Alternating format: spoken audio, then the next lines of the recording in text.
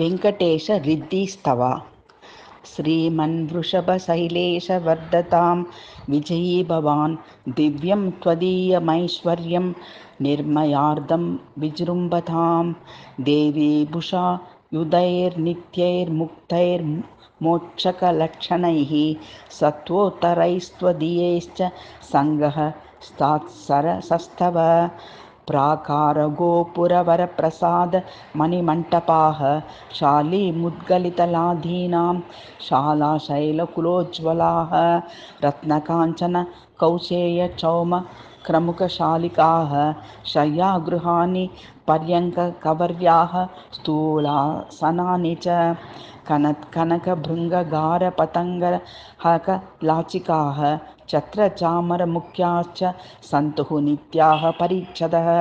अस्तु निस्तुलमव्यग्रं नित्यमभ्यर्चनं तव पक्षे पक्षे विवर्धन्तां मासि मासि महोत्सवाः मणिकाञ्चनचित्राणि भूषणान्यम्बराणि च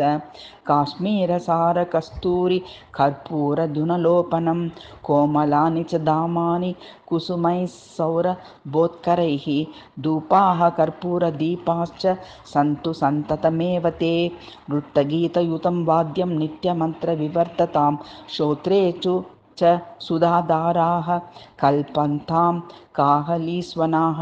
कन्दमूलफलोदर्गं काले काले चतुर्विधं सूपापूपधृतक्षीरशर्करासितं हविः घनसारशिलोदग्रैः क्रमुकाष्ठदलैः सह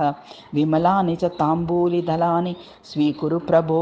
प्रीतिभीतियुतो भूयद्भूयान् परिजनस्तव भक्तिमन्तो भजन्तु त्वां पौरा जानपदास्तथा वर्णीधनरत्नानि वितरन्तु चिरं तव कैङ्कर्यमखिलं सर्वे कुर्वन्तु चोणिपालिकाः प्रेमदिग्धदृशः स्वैरं प्रेक्षमाणास्त्वदाननं महान्तः सन्ततं सन्तो मङ्गलानि प्रयुञ्जताम् एवमेव भवेन्नित्यं पालयन् कुशली भवान् मामहीरमणः श्रीमान् वर्धतां प्रत्यहमित्तं यः प्रार्थयेत समुच्चयं प्रसादसुमुखः श्रीमान् पश्यत्येनं परः पुमान्।